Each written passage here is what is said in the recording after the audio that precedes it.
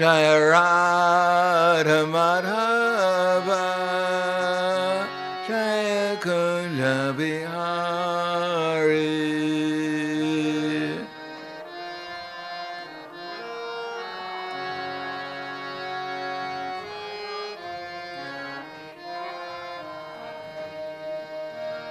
Jaya Radha Madhava Jaya Kunja Bihari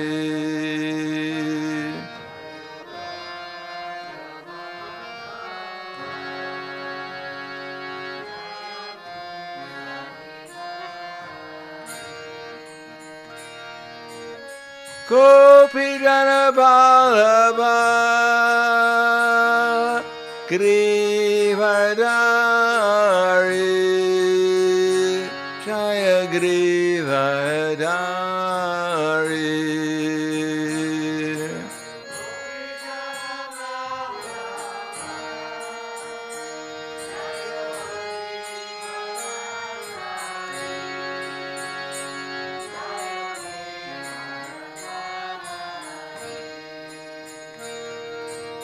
Gopi Jana Vallabha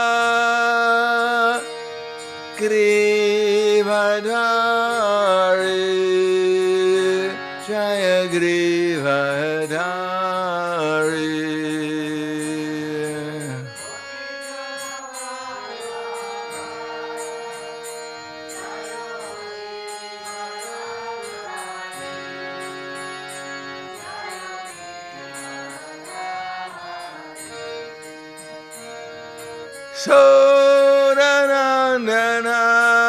Sodanandana Raja Janaranjana Jaya Raja Janaranjana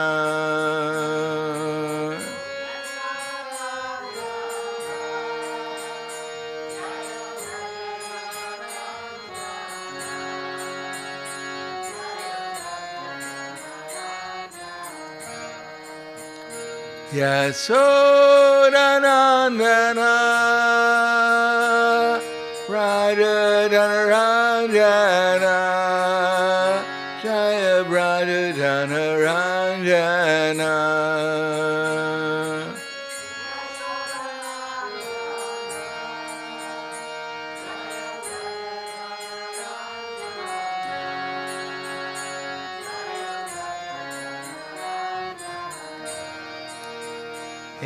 Yamuna Tiravarachari Jaya Kunja Bihari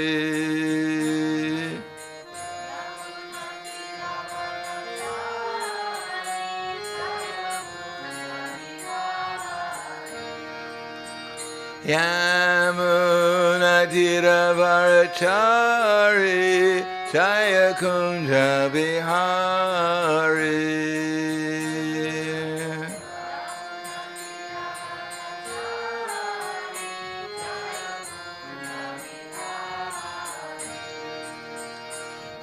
Radha Madhava Jaya Kunja Bihari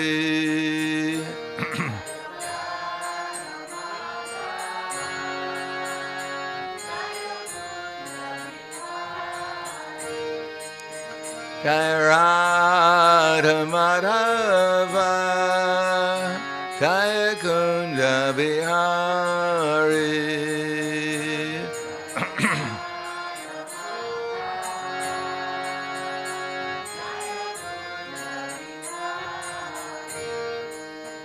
Jaya Radha Madhava Jaya Kunja Bihari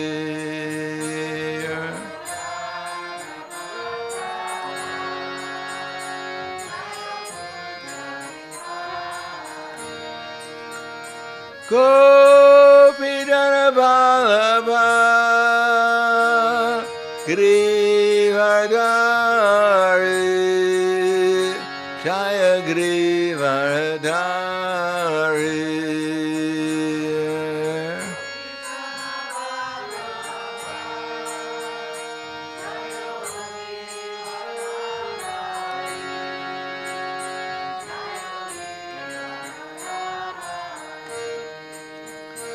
Kopidana Vallabha Grivadari Jaya Grivadari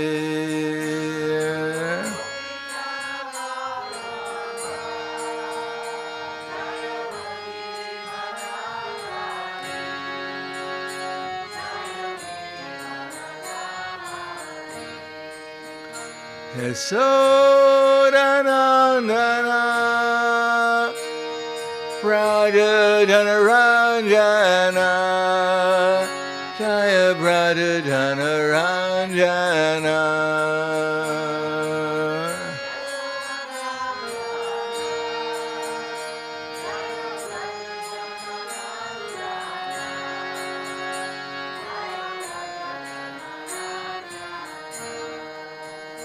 Yasodanandana Prahladananda Ranjana Jaya Prahladananda Ranjana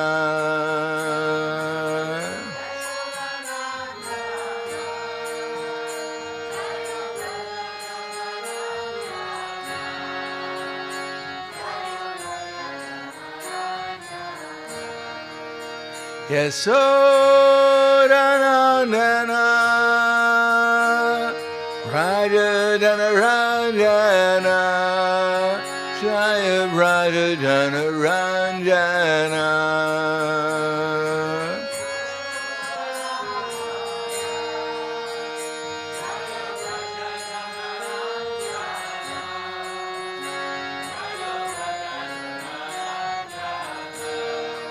Yamunatiravarachari Jaya Kunda Vihari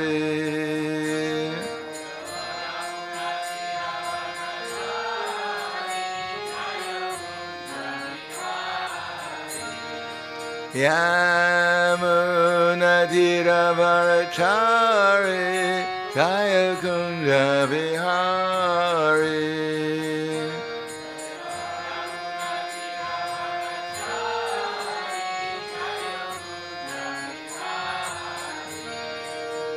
Radha Madhava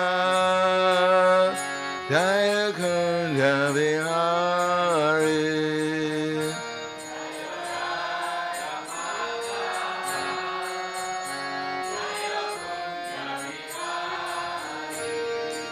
Jaya Radha Madhava Jaya Kunda Vihari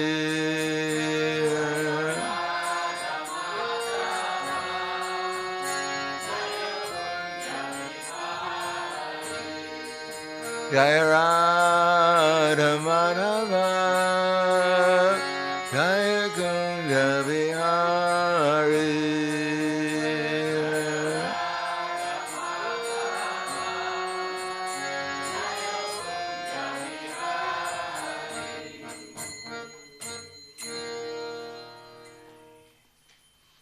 Jaya Vishnupad Paramhangsa Parvarakacharya Asadhara Satushi Shiman His Divine Grace Sri Bhakti-Vedanta Swami Maharaj, Srila Prabhupada Ki Jai, Gaur Premanande Haribol, Slava Zarani Bhaktam, Slava Shri Guru Shri Gurangi, Namo Vishnu Padaya Krishna Prasad Srimate Bhakti-Vedanta Swami Tenamane, Namaste Saraswatam Deve, Gauravani Vacharane, Nirvishesha Srinivadi Paskatyade Sadharane.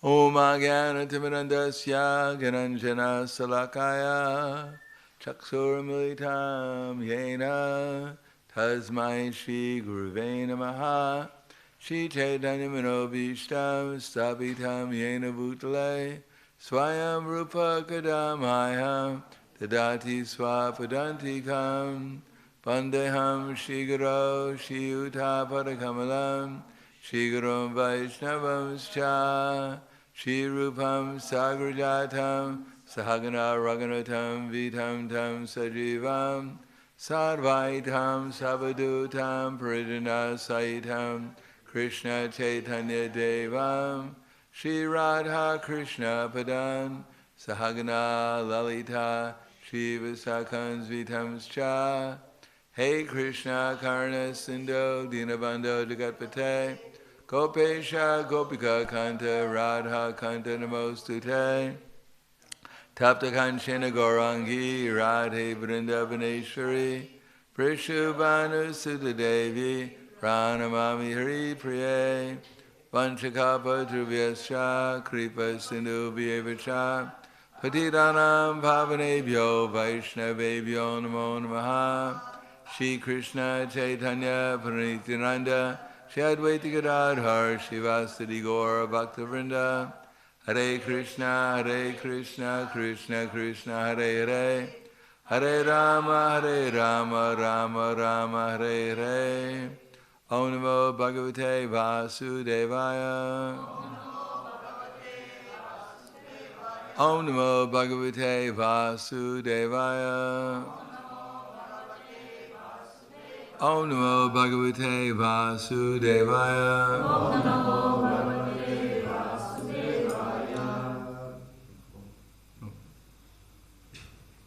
Vasudevaya. So reading from the srimad-bhagavatam, Canto 10, Chapter 9, Bala Jasoda binds Lord Krishna, text number 19. Evam sandarshita yanga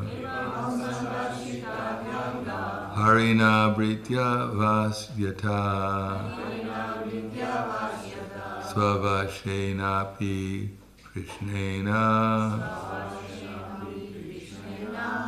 yasyedam sheswaram vashe evam sandarshita yanga harina britya vashyata savashenapi krishnena yasyedam shevaram vashe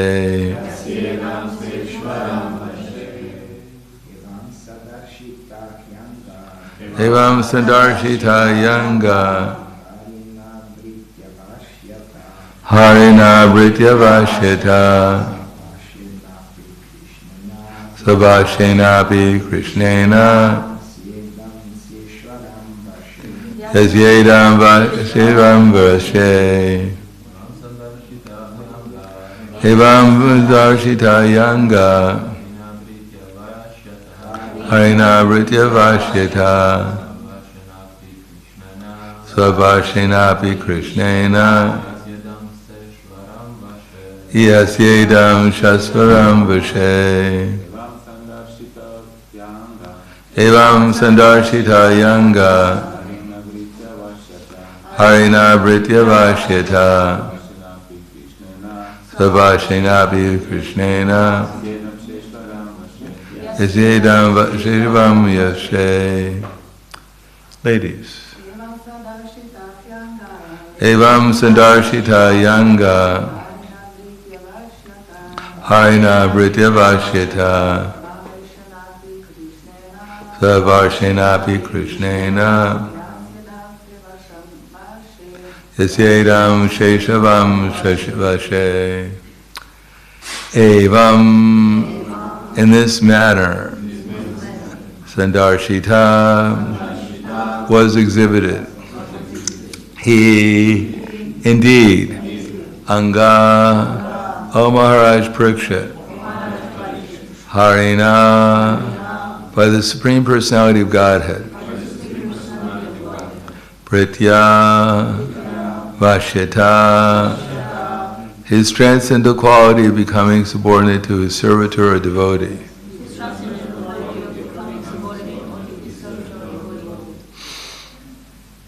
Svavashena, who is within the control only of his own will, self.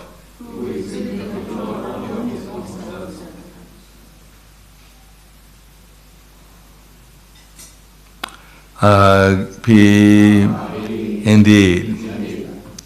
Krishnena, by Krishna, Yasya, of whom, Idam, the whole universe, Swaishwaram, with the powerful demigods like Lord Shiva and Lord Brahma. Vashay, under the control. Translation and purport by His Divine Grace, A.C. Bhakti-Vedanta Swami Srila Prabhupada. O Maharaj Parikshit, this entire universe with its great exalted demigods, like Lord Shiva, Lord Brahma, and Lord Indra, is under the control of the Supreme Personality of Godhead. Yet the Supreme Lord has one transcendental attribute.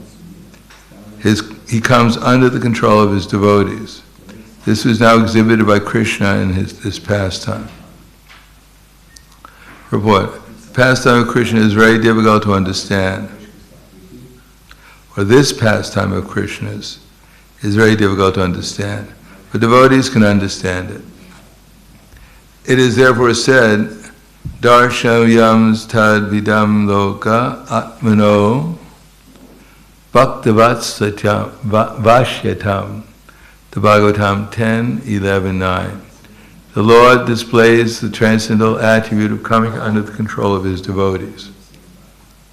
As stated in the Brahma Samhita 5:35, Ekopyaso rachayitum jagadanda tim yatschaktir asti jagat anda chaya yarantak andantarasta paramanu chayantarastam Govindam Adi Purusham Tamahang Bhajami. By this one plenary portion as Paramatma, the Lord controls innumerable universes with all their demigods. Yet He agrees to be controlled by a devotee. In the Upanishads it is said that the Supreme Personality of Godhead can run with more speed than the mind. But here we see that although Krishna wanted to avoid being arrested by his mother, he was finally defeated, and Mother Jasoda captured him. Lakshmi Sahasra Sata Sambrama Sevyamanam. Krishna is served by hundreds and thousands of goddesses of fortune. Nonetheless, he steals butter like one who is poverty-stricken. Yamaraj, the controller of all living entities, fears the order of Krishna, yet Krishna is afraid of his mother's stick. These contradictions cannot be understood by one who is not a devotee. A devotee can understand how powerful is unalloyed devotional service to Krishna. It is so powerful that Krishna can be controlled by an unalloyed devotee. This Britya Vashyata does not mean that he is under the control of the servant, rather he is under the control of the servant's pure love.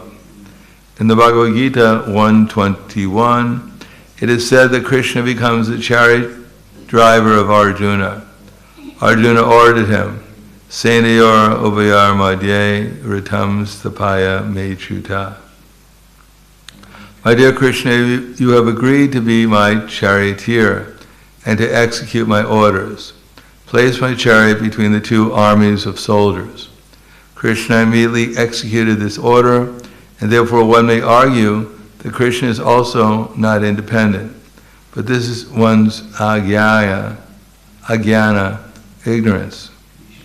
Krishna is always fully independent. When he becomes subordinate to his devotees, this is a display of Ananda Maya Rasa, Chinmaya Rasa,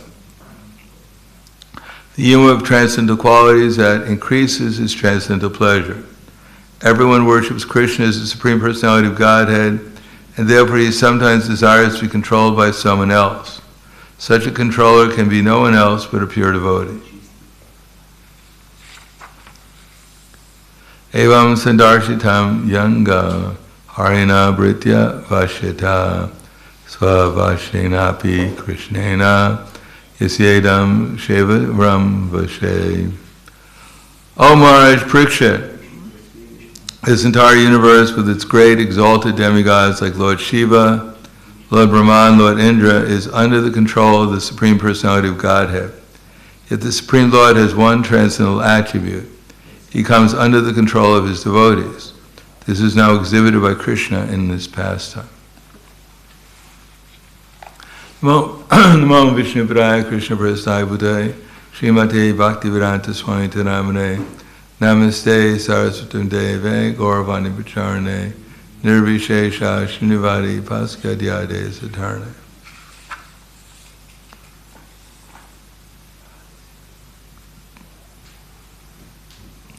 Here it mentions that a non-devotee cannot understand this pastime. And we can try to understand this pastime. As much as we become devoted, to that degree we can understand.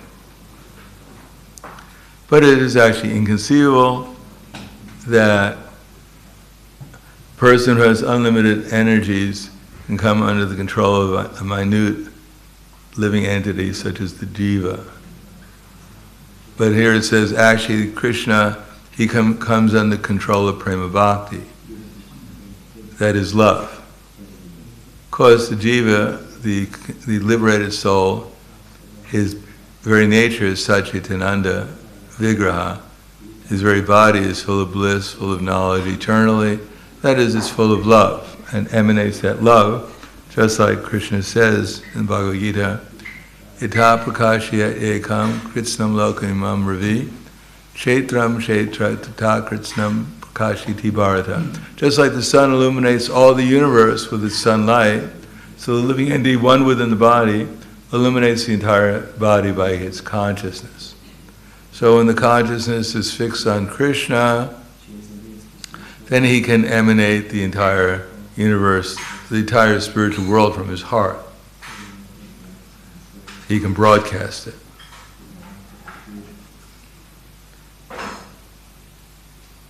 Now, what we can learn from this is that if there's truly a pure devotee, such as Srila Prabhupada, and we serve his instructions, then Krishna will come under our, well, it doesn't exactly come under our control, because Krishna is under the control of a pure devotee like Srila Prabhupada. Therefore, by following his instructions, and if Prabhupada is pleased, then Krishna also becomes under our control, because Krishna comes under the control of his devotee if the devotee is pleased. Therefore, there's nothing more valuable than trying to serve the instructions of Srila Prabhupada and the instructions of those who are following Srila Prabhupada also. Prabhupada is pleased when one follows the instructions of those who are following Srila Prabhupada. When he sees that his devotees are following his instructions, he's pleased. And when Krishna sees Prabhupada is pleased, and he's also pleased. And those instructions, there's so many of them. If we want to find some instruction to follow, there's so many. Just pick up nectar of instruction, nectar of devotion. And as Prabhupada said, if you get up for Mangalarati, because Srila Rupa Goswami has recommended that we go to Mangalarati, that if you go to Mangalarati, then you're serving the lotus feet of Srila Rupa Goswami. And if we serve the lotus feet of Srila Rupa Goswami, then Srila Prabhupada is pleased, and if Prabhupada is pleased, then Krishna is pleased. Now, how much we're aware of their happiness will depend upon our receptivity. In other words, certainly they're pleased, but how much we're going to be pleased depends upon where our consciousness is, what we're doing it for. In other words, the more we do it as a matter of duty, which is called karma yoga, just the fact that we're doing it, means that at least if we do it dutifully, that this is something I'm supposed to be doing, then we become purified, that the activity becomes pure. And if we do it with knowledge, understanding why we're doing it, then our intelligence becomes purified. And if we do it with devotion, then the soul becomes purified. Now the aim is to purify ourselves. In other words, soul becoming purified means he actually comes in contact with Krishna and his natural love for Krishna is invoked. He can actually experience Krishna's presence. No dutiful activity, if it's done correctly, will purify the mind also to some degree or another, so that one can begin to understand the value of knowledge.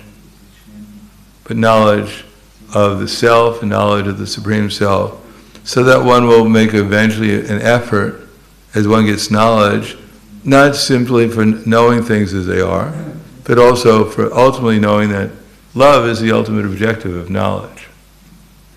And therefore one will try to please Krishna, do things to please Krishna, and that automatically includes to try to please Krishna's devotees. And if we say, well, pleasing Krishna's devotees, we should always understand, begins with pleasing Krishna's highest devotee.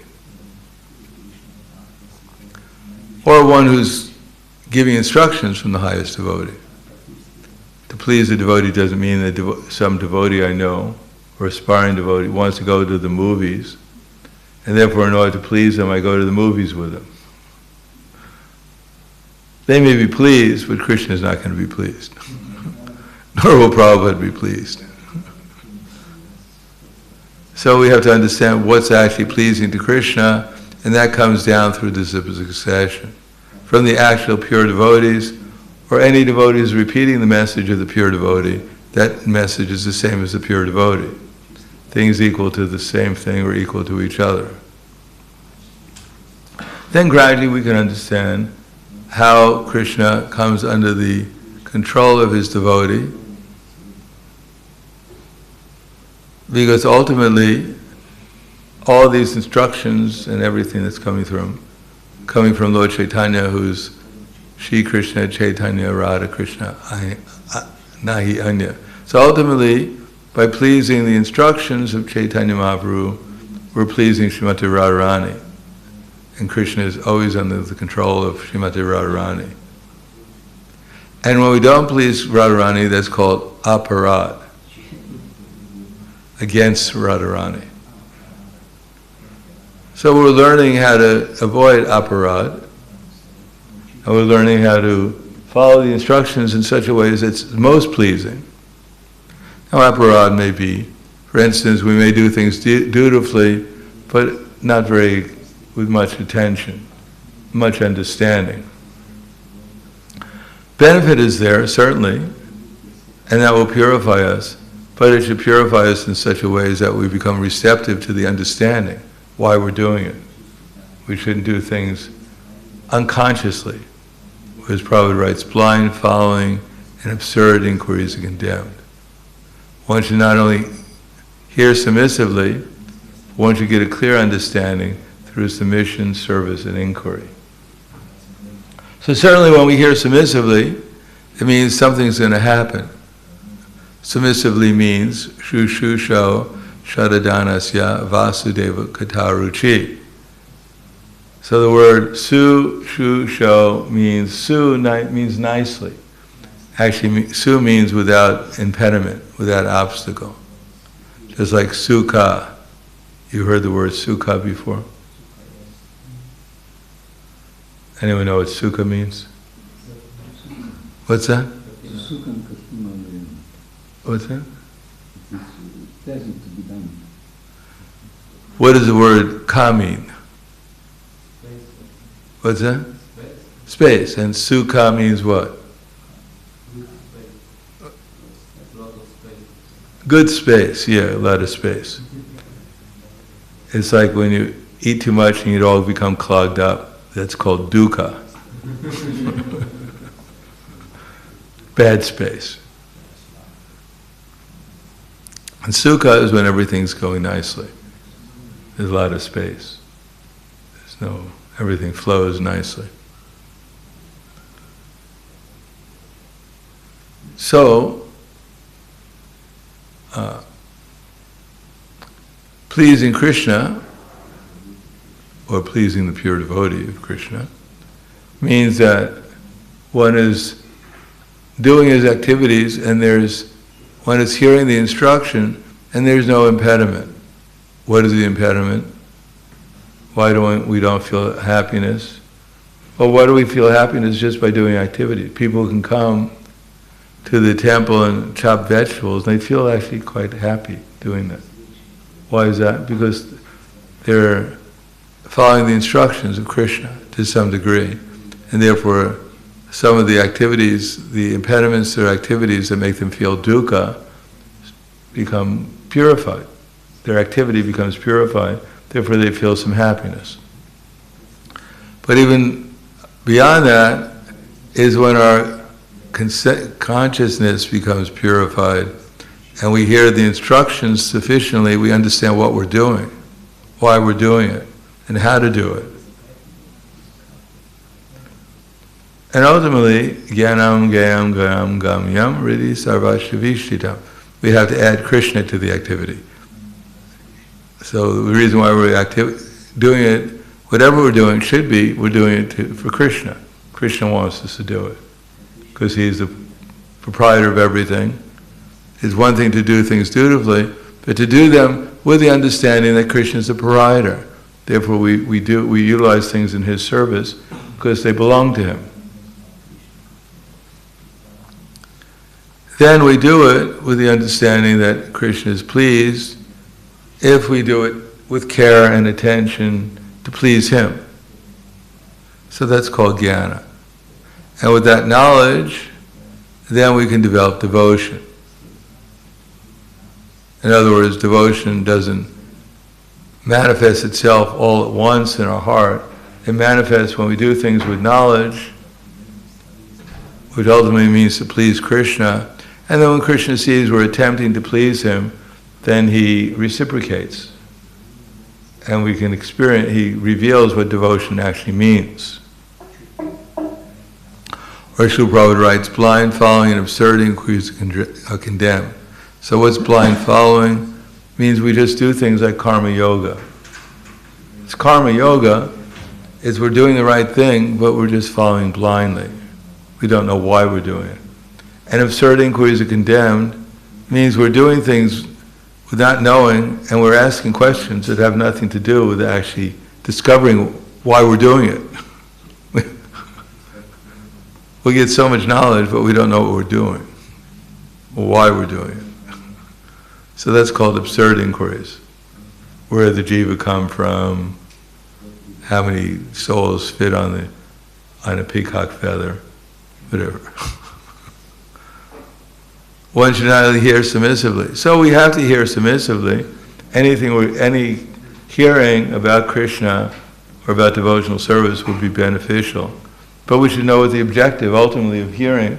One should not only hear submissively, but one should get a clear understanding. We want to clarify everything, sukha, become happy. After all, if we actually heard it carefully and with full attention, and accepted what we're hearing, we'd be liberated immediately. We'd have no bodily concept of life anymore. We'd be situated on the spiritual platform. Certainly we'd be happy that realizing that we're eternal. And if we actually heard even more submissively, then we realize that there's a super soul within my heart, and he can tell me exactly what I'm supposed to do and how to do it. He can take control, so everything I do is completely devotional. And if we practice that, eventually we come to actually meet Krishna personally. Then we actually feel complete happiness. So one should not only hear submissively, but one should get a clear understanding. And what is that? Through submission, service, and inquiry. So we have to develop our inquisitiveness. What are we doing here? How to do it? People are inquisitive about so many things. But how about becoming inquisitive about how to improve our devotional service? How to improve our devotional attitude? How to improve our devotional understanding of things? So that's called inquisitiveness. And by putting into practice the knowledge, what we hear, how to do it. In other words, if we're inquisitive and study Prabhupada's books, or we make inquiries from devotees who are more advanced than us about those subject matters, and we learn about that, and then put it into practice, then Dadami Buddha Yogam Tam. Then Krishna gives us the understanding by which we can come to them. Krishna reciprocates. So blind following and absurd inquiries are condemned. One should not only hear submissively, but once you get a clear understanding through submission, service. So the service has to be there. And then dadami buddhi yogam tam, and Krishna will reciprocate and enlighten us with the knowledge. Then it becomes realized, knowledge. And ultimately, Krishna, how he does that, he reveals himself within our heart. We don't have to go through some other purificatory process. Simply by following that, Krishna gives us the understanding. And if we follow that understanding, because Prabhupada said, blind following and absurd inquiries and condemned, once you not only hear submissively, once you get a clear understanding through submission, service, and inquiries. The spiritual master is by nature very kind to his disciple. And when the disciple is always submissive and is ready to render service, then the reciprocation of knowledge and inquiries becomes perfect.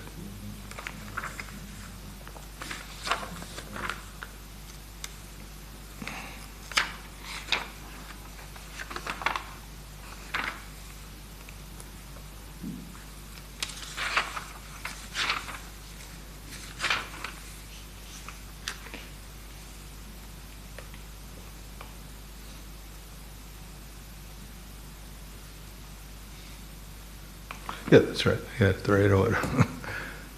So, blind following and absurd inquiries are condemned. One should not only hear submissively, but one should get a clear understanding through submission, service, and inquiries. The spiritual master by nature is very kind to the disciple. When the disciple is submissive, one must be able to pass the test of the bona fide spiritual master. And when the spiritual master sees the genuine desire of the disciple, he automatically blesses the disciple with genuine spiritual understanding. So test has to be there. Otherwise, how do we know how sincere we are? How does Krishna know how sincere we are? We weren't born sincere. As a matter of fact, we were born sincere to do everything except for Krishna consciousness. So therefore, some test has to be there. And that test, when Krishna sees that we, as much as he thinks we've passed it, because he's the judge, then he genuinely blesses the disciple with genuine spiritual understanding. That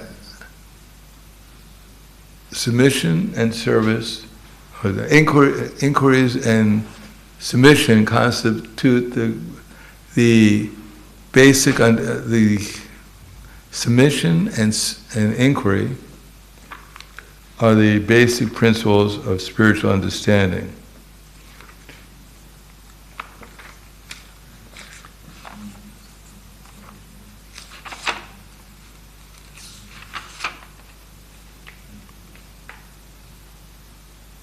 Therefore, when the student is submissive and is always ready to render service, then the reciprocation of knowledge and inquiries becomes perfect. When the student is submissive and is always ready to render service, then the reciprocation of knowledge and inquiries becomes perfect. Therefore, we get back to the verse that we have to become steady in spite of all the obstacles and the deviations and the problems we face. We have to keep on trying to become steady in our service and try to do it in any circumstance with some enthusiasm. Our moroseness, our lack of enthusiasm is due to Maya, is our illusory conception of existence. And what do we get as reward when we're acting in Maya? We get Maya. That's what we get as a reward. We get discouragement, we get pain, we get suffering. Because that's what we want to be in. That's what we've accepted. This is our reality, and no one's going to tell us it's anything different. Therefore, I have a perfect right to be morose. And no one's going to convince me that I actually am eternal, that there is an eternal life of bliss and knowledge. No, I'm morose, and I deserve to be suffering like I am. And everyone should feel sorry for me. Everyone should appreciate how much I'm suffering, how much I've sacrificed. What a martyr I am.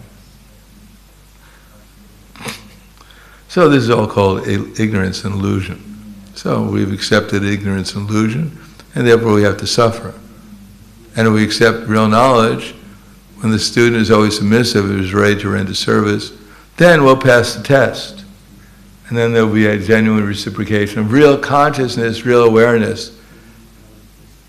And the reciprocation of knowledge and inquiries becomes perfect. So if we're actually interested in becoming eternal and becoming eternally happy, if we become submissive and we're ready to render service, then that inquiry to become eternal and at full bliss will actually be, when the student is always submissive, is ready to render service, and the reciprocation of knowledge and inquiries will becomes perfect. So then it will become enlightened, will make progress, things will become clearer, and we'll become happier gradually. Then we'll be able to understand what's going on a little bit in these pastimes. That they're living in a world completely different from our world, where we're just struggling to get out of illusion.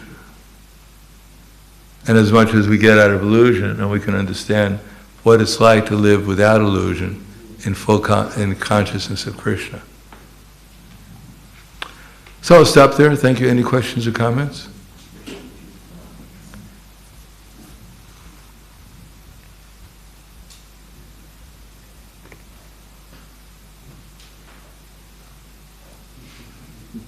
Someone had a question?